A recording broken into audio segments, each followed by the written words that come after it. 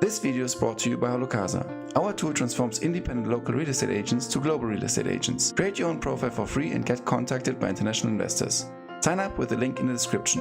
Hello and welcome everyone to our 219th session of HalloCasa. My name is Michael and today I'm talking to Joe Schneider. Joe is the Chief Real Estate Officer at Modern.tech, where he leads MLS Proptech.com and works at the intersection of MLS strategy, Proptech innovation and revenue growth. With over 15 years of experience in real estate, he has built an impressive career spanning leadership roles at Compass, the NAR, and the North Bay Association of Realtors. Throughout his career, Joe has helped shape global partnerships, expand data-driven strategies, and strengthen the connections between real estate associations, MLSs, and technology companies. His work has positioned him as a thought leader in the industry, advancing innovation and collaboration both locally and globally. Joe, I'm pumped to have you on the show. Thank you so much for your time. And why don't you introduce yourself to our audience? Yeah, Michael, thank you so much for having me. Really excited to be here with you and a big fan of the podcast and the few that I've seen so far. As far as an intro goes, I think you smashed it right there. You got all of the high points. I'll add a couple bits. Been in the industry, the real estate industry, for about 15 years now, with a couple of stints in big tech before that. So worked for a company called Rocket Lawyer, early stage investment from big companies like Google and things like that. Was one of the original salespeople hired there, and then within a year scaled to well over 75. So got to see that infusion of what happens to a tech company when there's a lot of capital infused into it. And from there went to Groupon pre and post IPO, and then always wanted to get back into real estate. So saw myself jumping to the NAR mothership there in Chicago. And yeah, really enjoyed my career in the industry so far. And yeah, I think where we're at right now, and we being the collective industry, is the infusion of tech more and more so into these traditional kind of structures with the MLS, with the associations, certainly here in the US, but overseas as well. So yeah, really excited to talk about all this here and dive in. First question, how is it to work at the headquarters of NAR? I know that the NAR is structured in a multi-organization, basically. You have the local ones, you have then also the federal ones. Is it not being driven from the headquarters itself, or is it more as a franchise level and everyone is like acting locally? How's that? Great question. I absolutely loved my time at NAR. I was there for, I think, close to 7 years when all was said and done.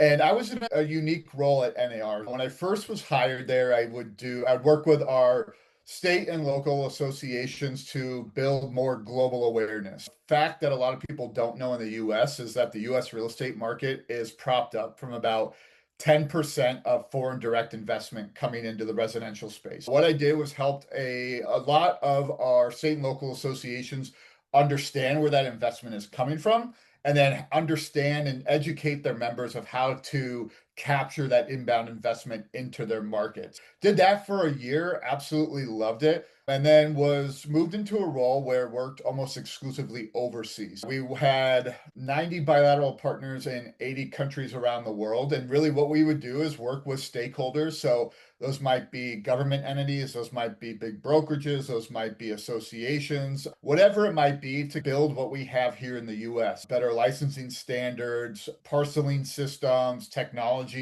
implementations and things like that. All things to make the markets run a little bit more smooth and bring more transparency to the consumer. At NAR, being in this international role, I had a little bit different perspective than most, but NAR from the national level is extremely important because they work on behalf of the agents on federal lobbying efforts and things like that. And without that, it's the local and state associations do a tremendous job of lobbying and advocating for their members at the local and state level. But a lot of those policies stem from national policies. So without NAR in that layer there, it'd be a pretty big uphill battle for some of the smaller and local associations to do their lobbying. Really got to enjoy that perspective. And one thing I would say with the national perspective at NAR, you get to look at these issues from a 10,000-foot view. And in some ways that's great. In some ways that's challenging. It's great because you can focus on these issues from a long-term strategic perspective. But on the other hand, you're not as intertwined with the members and the brokers' daily business. The people that you're trying to serve most you're not really interacting with them every single day. You don't understand what's happening in their everyday transactions, more so of the kind of the stories that you're hearing secondhand. And I think what NAR leadership is doing right now is really brilliant and trying to be a better resource in that regard and getting closer to the members' business. So them as that national kind of overarching organization can really make these decisions from a way that not only accomplishes what they need to accomplish, what they always have, but does it more so in a way that's going to help their members' business today, tomorrow, and in the future. So really excited to kind of see what their leadership team does here in the meantime to oversee some of the challenges that are occurring in our market. But long story short, big headline, NAR is a really dynamic organization. And in my role being in that unique silo there, got to see a really cool mix of the way that real estate was operated overseas and how that compares to the US markets. Absolutely. I was about to say you had an amazing role. You have your tech background and then combining it with real estate, then seeing it with the dynamics on an international level, federal, and then also locally. Would you agree with the, let's say, statement that tech is actually easier to manage than people and stakeholders and politicians? Or do you think the challenge is actually more the code and rolling out systems? What's your point of view there? Yeah, that's a really great question. People are always going to be a challenge. I think the more challenging thing than code is static in a lot of ways. You can do it in a silo. However, with that being said, if the product that you're building and what you're coding, if it doesn't meet the people's needs of where they are and where they need to be, then the code is useless and that's the point is moot. So I think the challenge there with any product and any product that I've been a part of, whether that's here at Modern.tech through SourceRE or MLS Proptech or at Groupon or at Rocket Lawyer, the best tech implementation and the best tech rollout understands the needs of the user and is going above and beyond to, again, not only meet that need right now, but showing them an easier way to accomplish what they're doing, whether that's saving time, whether that's building these processes for the agent to make them more efficient in what they do best. And in real estate agents, they're the best salespeople that are there. They do a multitude of things and working with clients every single day. There's a saying here in the US that a real estate agent is a salesperson, a psychologist, and the 100 other things that they do on an everyday basis. But again, if you have tech and you're building tech that doesn't accomplish that and help build whatever you're trying to do in a way that makes sense for the user, the tech is going to be worthless or proven moot here in the next near term. Allow me a maybe ignorant, but for me important general market industry dynamic question. Stakeholders which you have to talk to in order to move something on a federal level. Me as a European, the US is still, even though I'm doing a lot of podcasts with US people, it is still a challenge for me to understand everything. We have MLSs, we have local associations, we have IDX feeds. We also come there to Modern.tech, obviously. So in order for me as a nobody, or maybe even as the NAR, to move something in, let's say, one particular municipality, how many people would I have to talk to? How many entities and stakeholders in order to have an impact and really move the needle?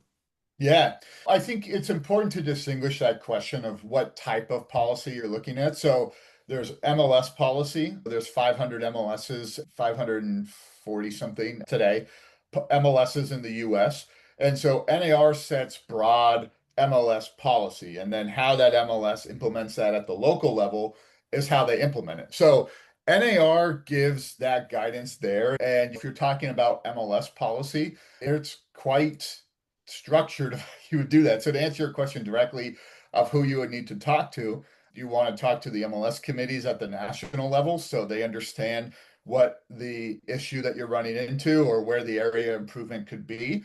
From there, what they'll do is they'll bring that up as a group. And what those MLS committees consist of are both brokers and MLS executives from around the country And what they'll do is they'll discuss that issue. So if it's an IDX issue, what specifically are they measuring? And what they'll do is they'll debate that. And I think the one thing here in the US with NAR policy or any policy for that matter, whether you're at the local MLS, the state association, or the national association, is it moves extremely slow. A quick turnaround for any policy discussion is 6 months. In reality, it takes probably 12 to 18 months to push something through. So to answer your question, how prevalent is the problem? How many people are affected or impacted by this? And that really dictates which direction you would need to go into implement any policy changes and things like that. And on top of that, is it ensuring that problem is going to alleviate this big pain that everybody is feeling? Really, it's a pretty difficult process to go through, but with that, there's a lot of checks and balances to make sure that at the end of the day, the consumers, the people that are buying and selling real estate are being served the most appropriate way. Yeah, with all of these systems and all these checks and balances, at the end of the day, it's for the consumer to ensure that they have the best possible experience buying and selling real estate. You have the NAR, which doesn't have a directive towards any MLS, so they're not reporting to the NAR. The NAR can just give proposals and suggestions, and then it's going to be discussed, and then also probably making sure that the MLS gives the power to the local end users, the citizens, so that they're also reflected. This one. So who's the MLS reporting to? They are fully independent. The MLSs are fully independent, and this is a dynamic conversation happening in the US right now. There are some tools that that NAR can provide to the MLSs. And so really, I think you have to look at it in terms of market dynamics here. So in the US, for example, I'm in the San Francisco Bay Area. How we operate and how real estate is bought and sold and the velocity of the market and all of that kind of stuff is going to be different than how Seattle operates or Miami operates or New York operates. So you have to keep that in mind from the NAR perspective. It's not laziness at all whatsoever. It's just taking in all of these different market dynamics to create policies that help, again, address these issues that are assisting buyers and sellers across the country. And so with that, in the last 5 or 6 years now, I think MLSs you're starting to see a lot more policy decisions be made of how they impact themselves at the local level. A local MLS is going to do what's best for that local MLS and maybe only implement a portion or interpret an MLS rule one way or the other. Really, you're starting to see this dynamic where market dynamics are first and foremost the priority for all MLSs, and doing so, I think, best serves their membership. From there, you moved to Compass, and according to your LinkedIn profile, at least, you have always maintained let's say, a position where you have a lot of impact and making sure that you have stakeholder management and can drive a lot of impact on over regional basis. Yeah. Tell us about the impact you had there at Compass and what you were driving there. Yeah. So I joined Compass at a time when they were growing extremely quick and entering into new markets seemingly monthly. And if you've ever gone to compass.com, which is a really great real estate platform, you'll see there's market data from all over the country there. And so in working in Compass, what I would do is liaise with our technology team there, understand what needs that they were working with and what needs that they had. And then what I would do is I would then work, using my experience from my NAR days, work with the MLSs around the country to pull in these IDX feeds to populate the compass.com platform. And so that was important for Compass because as we expanded into new markets, our agents needed to be able to point their clients, to the Compass branded platform. And as we grew and expanded, my role was to help those data feed acquisition processes go a lot smoother and a lot quicker in order to support that Compass growth. Who has more power, the IDXs or the MLSs? So IDX, that's going to level set with some vernacular here. So IDX is just a feed that is sent out. You can be an IDX recipient And really, the MLS can choose who and how they distribute those IDX feeds to. Usually what their test is, they'll give you a IDX feed if you are bringing value to the overall membership of the organization. And so IDX feeds are, you have to be a participant of the MLS. There's a few different data feed types out there, and depending on what your use for that data is dependent upon which of those feed types you're going to fall into. But at the end of the day, the test is if the MLS really, because at the end of the day, the value is what the value of that data is the value to the MLS. Without that data, the MLS loses a lot of its power in the market. The MLS, as the business that's there to serve the brokers that belong to that, they don't want to give up that data. So they want to ensure that any data that they're sending out through an IDX feed, a broker back office feed, or a VOW feed is going to bring value back to that MLS. And really important to understand that the MLS is going to be in control of that data at all times. And there's entities across the world that will use that data and repurpose it for ways that break those MLS data usage guidelines. And the MLSs will cut that feed off because, again, the MLS needs to control that power and maintain that value of the data. At the end of the day, I think what's important to understand is that the IDX vendors that are using that data, it's a value chain. They're providing value back to the brokers that are providing that data in the first place. And so they want to create these win-win cycles here where if I'm going to distribute this data, it needs to come back to some benefit of my members or my market or the consumers in the market. Thank you so much. You helped me finally understand it properly. And in my own words, it is the MLS holding the data. The ADX is just a technology or a tool being provided by subcontractors. However, the MLS has full rights. And if I, for example, as HalloCasa want to have an LMS feed or an IDX feed, I need to talk only to the local MLS and they will decide yes or no. And I will only have to pay to the MLS because they potentially will charge me plus a markup of the original IDX feed and say, okay, perfect, you got the zip code. Yeah, every MLS is going to work a little bit differently when it comes to their data distribution policies and procedures and things like that. But I think the important thing to highlight of what you just said is the fact that the MLS is the one that sets that data feed. NAR has nothing to do with how a local MLS distributes that data to any recipient. Perfect. Thank you so much, Joe, for clarifying that. I genuinely appreciate it, to be honest. Yeah. Look, I've been doing this for 15 years and it's still one of those things where I need to diagram it in my head when I'm talking about it. Okay, that's good. So I'm not the only one sometimes getting a bit. Okay. Jumping into Modern.tech, what is it fast forward? What are you now trying to achieve there? What is the goal? What is the mission for the audience to understand? Yeah. So Modern.tech does a few different things, and I'm really proud. I just moved into a new role where I'm the chief real estate officer. So oversee all of our real estate initiatives across the industry and across our brands. First and foremost, we'll take it a step back. Modern.tech was established as a software development company.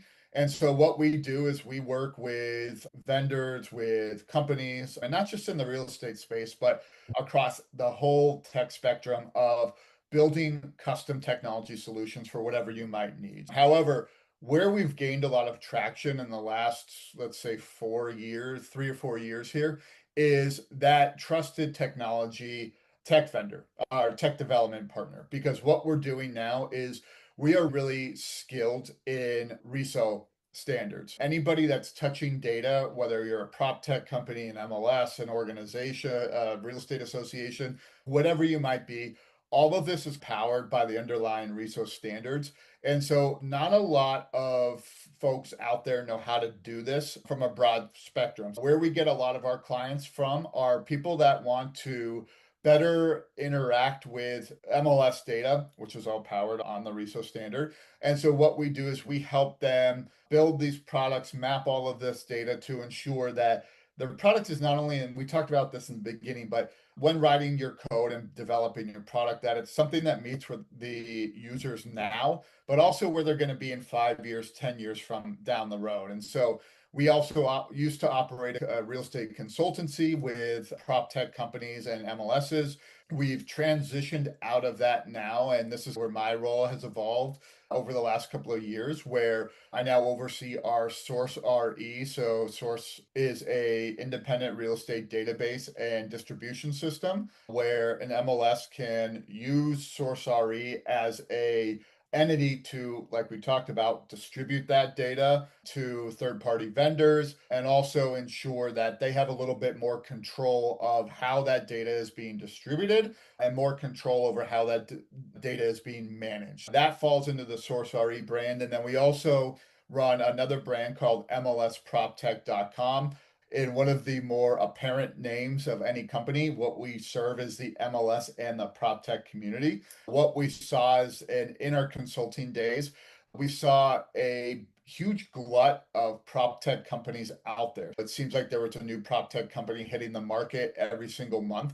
And so for MLSs who are already busy doing a million other things, we wanted to build this as a tool for MLSs to understand how to benchmark these PropTech companies entering into the market. But on the MLS side of things, and just like we talked about, on the PropTech side of things, it's really confusing of how these MLSs are set up and structured in the US. And there's not that many kind of sources of truth for all of this. So we wanted to build this tool out there that benchmarked this side of the industry where everybody can do their research on the industry, on their, whether you're an MLS looking for PropTech companies to integrate into your tech stack, or you're a PropTech company looking for MLSs, more information about MLSs to partner with and sell into. We wanted to build this platform. And we were doing that all on a one-to-one basis through our consulting practices, but thought we could really level that up by creating this platform that's a little bit more accessible and equitable to the whole industry. We just launched our 2.0 iteration of this last week.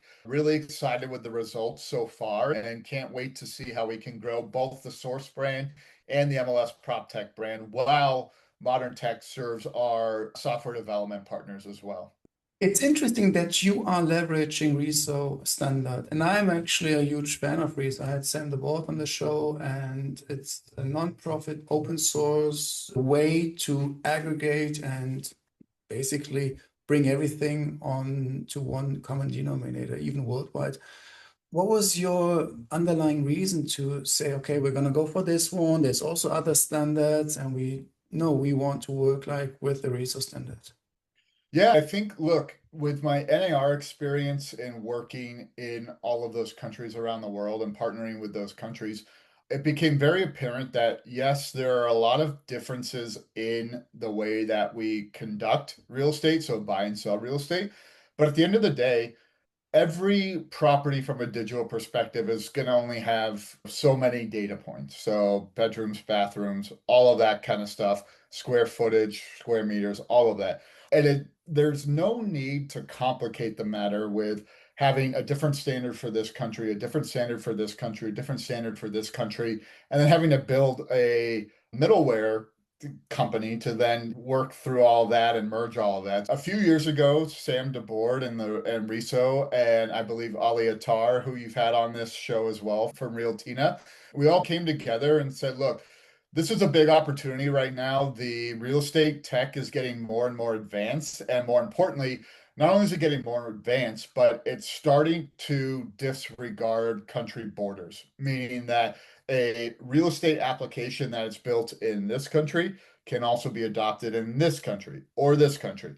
And with that, and with kind of that rapid acceleration, the need to create an international standard or adopt an international standard became more and more relevant. So you run a PropTech company. How much easier would it be for you to build one code set, alter it slightly to meet, like I said, those local practices and things like that and guidelines, but at the end of the day, have the full architecture built on that RESO standard. From there, you're now able to scale into every country, every market that's on that RESO standard. And what we saw and what we anticipated was that the acceleration of these technology products was going to be, they were going to hit this wall, and frankly, they are hitting this wall right now because they're their ideas are bigger than the markets that they're serving.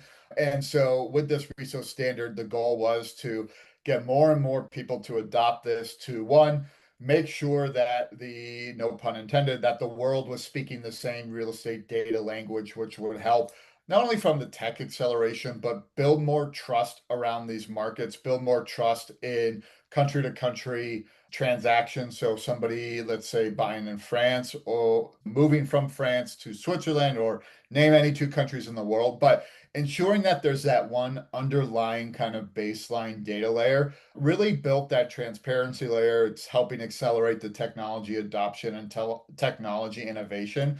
And we're entering into this third year now of the International MLS Forum.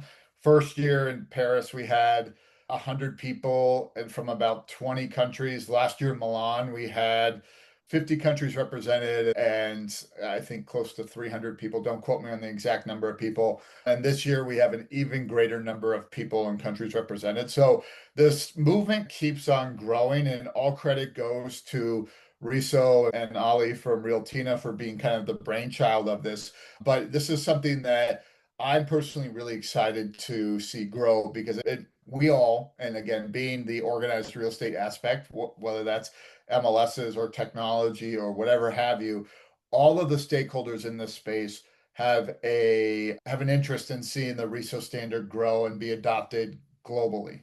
A provocative question now, why do MLSs then still use IDXs if RESO exists and RESO has such a high market penetration already? Yeah, so RESO is not a data distribution system. Again, going back to IDX being that actual feed, the way to obtain data from that MLS. However, RESO is vital into that IDX conversation, because imagine getting every MLS has different local fields of how they're set up and operated. Some MLSs will have 30,000 fields that they have, and that's an extreme case there. But some MLSs will have 500 to 600 fields. So imagine you as a technology partner just getting this feed of real estate data organized in 500 different ways in the US, throwing global markets. Now you're looking at 5,000 different ways to obtain this data. So what RESO does is RESO organizes that data in all of those feeds that are going out to ensure that if I'm a tech vendor, I could build my platform in a way that I know is utilized to best ingest RESO data, whether that's an IDX feed, a VOW feed, or a broker back office. Again, the RESO is more of just that underlying architecture of how all of this data is exchanged between one system and another. Blank page now. Tech, real estate, apart from RESO, or maybe also with RESO and IDX, in your opinion, where does real estate tech have to catch up the most, in which space? And maybe tech is not even the element. Maybe it's the entire industry, what we talked about before, the people, the mindset. Where do you think is the entire industry lacking the most? Yeah. Keep in mind, like, all of this exists for buyers and sellers to conduct real estate, to buy and sell real estate. So, where tech needs to go, and we'll kind of go big picture and then go down a little bit, is to best serve the agents who are serving those clients. And we see that's where that initial touch point is for 95% of all the tech being introduced into a market right now, is how do you best serve those agents and brokers conducting the transaction? And then how do you best serve the consumer? Oh, excuse me. No problem. Thank you. How do you best serve all of those stakeholders within that transaction? From there, and this is something that joke's not the right word, but something that the industry acknowledges, where the MLS technology side, I won't put the technology vendors in the same plate, but more so of the MLS vendors. At best, we're 5 to 10 years behind what's happening in the traditional market. So the things that OpenAI is doing, the things that Google are doing, the things that what is happening with big tech, we're on that long tail there and we're playing catch up. So I think, And there's a multitude of reasons for that. There's a lot of stakeholders involved in that conversation, all at varying levels of tech savviness. And so when you introduce these new platforms, they then have to translate how that technology then benefits their business and then benefits those that are conducting real estate transactions. So there's a lot of different stakeholders in there. Again, when we talked about this in the very beginning, the value of the MLS is that standardization and being that single source of truth for that market. No other entity that exists has that level of data cleanliness than the MLS in that market. And so what they need to do is they need to be careful and understand that when they're looking for these new technologies, how do they, one, enhance that value proposition and double down on being that single source of truth for a market? But then two, how are they going to bring their members along for that ride? And so I think that's what makes up for that slight lag of what the technologies happening in the open market versus where we see in the industry.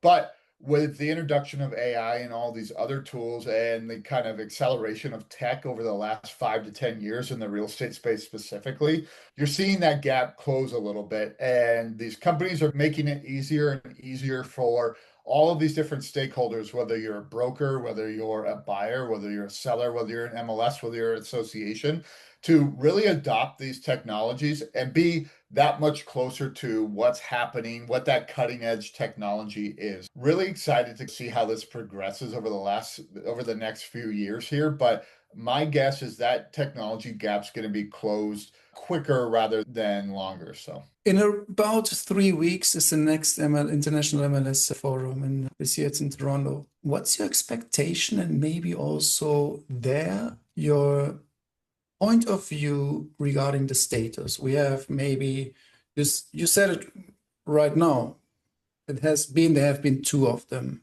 We might be still in the awareness phase. Hey, let's get to know each other and stuff. Are we still there, or do you think there's already like some action points and some goals being defined? Because you talked before about how long it even might take on a national level. Now let's multiply that and talk cross-border. What's your point of view there?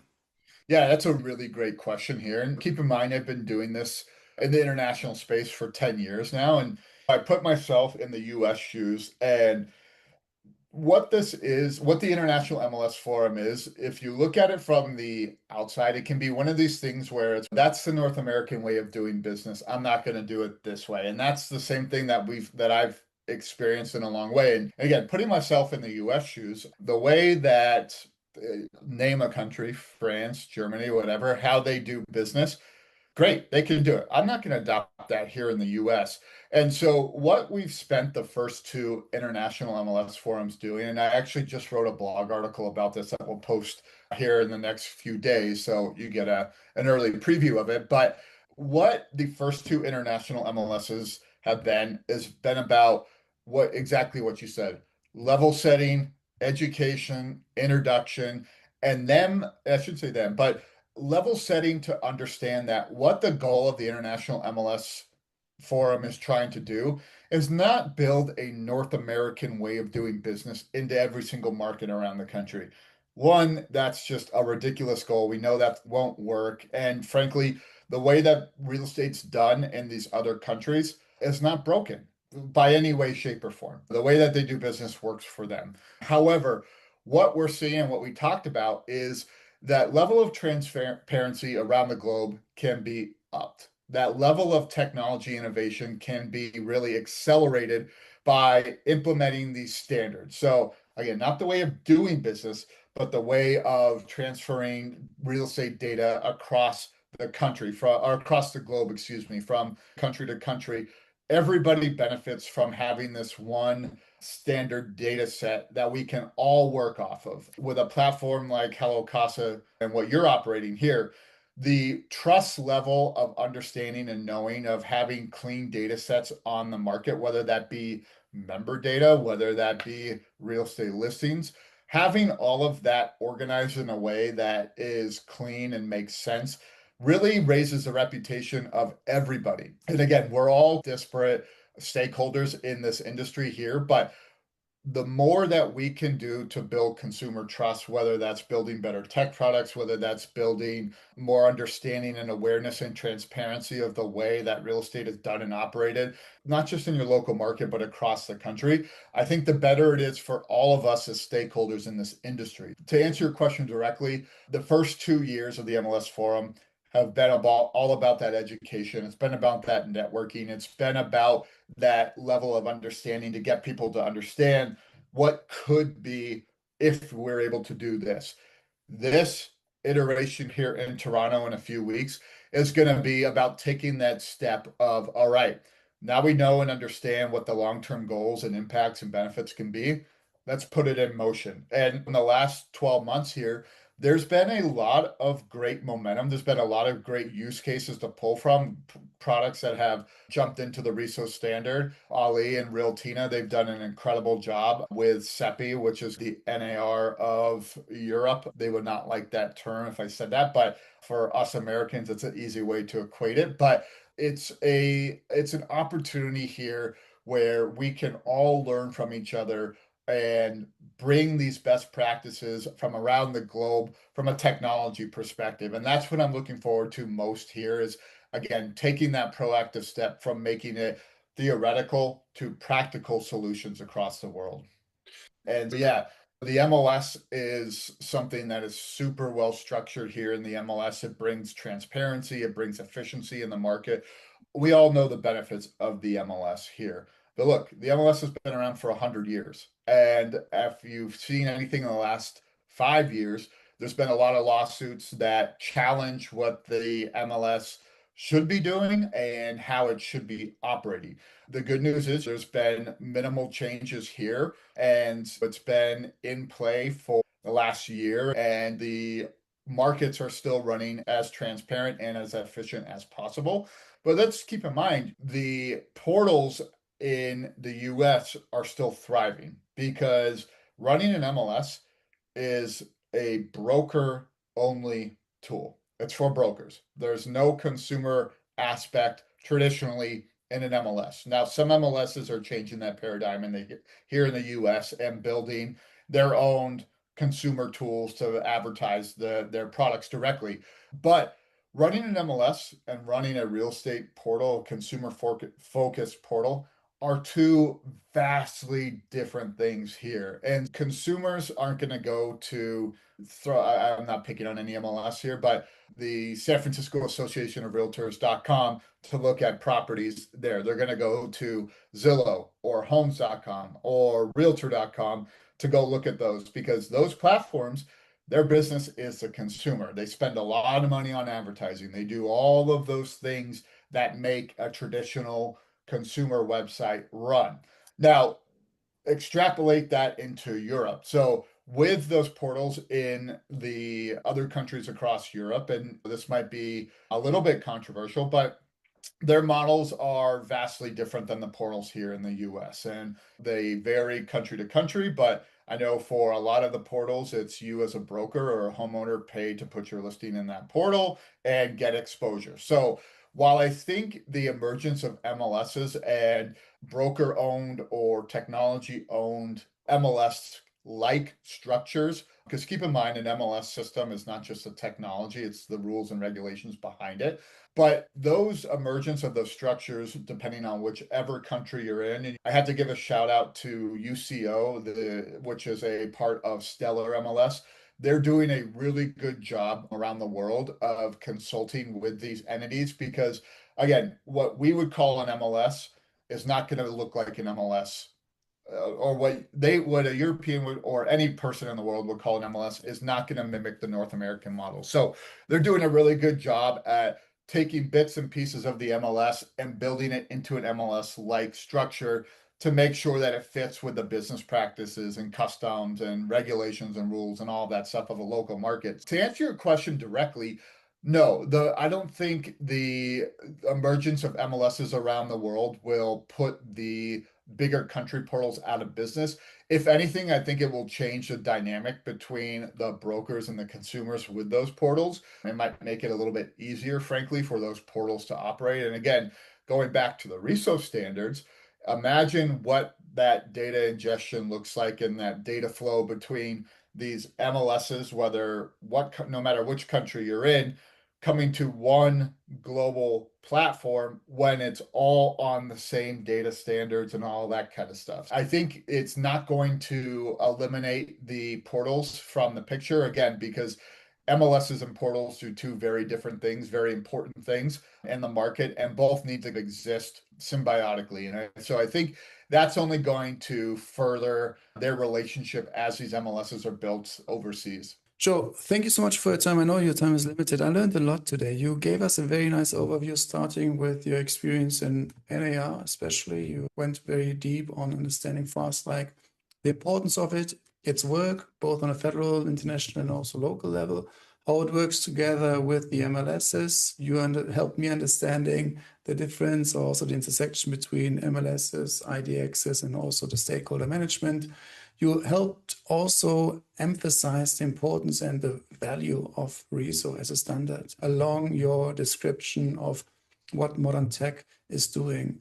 You also gave us a very nice overview of the MLS or Proptech MLS website, where you are congregating and aggregating all the information, serving both MLSs, but also Proptech companies, and also both locally, like nationally, but also internationally. And finally, you gave us a very nice overview regarding the next steps, in your opinion, how it works on a federal level, what you think will happen, and then also on international level and the initiatives of the International MLS Forum. Is there anything you would like to share with the audience which you haven't touched upon? Yeah, no, I think just generally, this is a really exciting time to be in the industry. Like I said, the evolution of tech and the acceleration of the innovation happening in the market is it's starting to disregard borders and be more solution driven. There's companies out there that are, I think, going to take a more and more pronounced role in everyday transactions. And HalloCasa and companies like yours, I put squarely in that picture here. And from my perspective, I'm really enjoying seeing where the industry is heading. We had some turbulence here in the US. I think we're almost past that, not quite past that, but these things happen every so often, and it's important to understand where we need to be as an industry and what things come up and how we tackle these. I am more bullish on the industry than I've ever been, and whether that's from the organized side of things, the MLS, the association side, and the technology side, because I think they're starting to get more and more intertwined and interwoven. Again, all for the benefit of the brokers and agents, and then the clients that they serve, the buyers and sellers. Yeah, more and more transparency is being injected into the market, no matter where you are in the world, every single day. And at the end of the day, that's better for everybody. Perfect, Joe. Thank you so much. How can people reach out to you? Yeah, feel free to email me. My email is, that's a long one, joseph.schneider@modern.tech. Feel free to reach out to me on LinkedIn. Yeah, happy to jump on any calls, answer any questions, do anything to help. But Michael, I want to thank you specifically for taking the time to chat with me today. This has been a great experience, and can't wait to work and interact with you more. Thank you so much. I'm the one thanking you, Joe. Sending the best regards and a big hug to the Bay Area. Perfect. Thanks so much, Michael. Cheers. Bye-bye. All right. This video is brought to you by HalloCasa. Our tool transforms independent local real estate agents to global real estate agents. Create your own profile for free and get contacted by international investors. Sign up with the link in the description.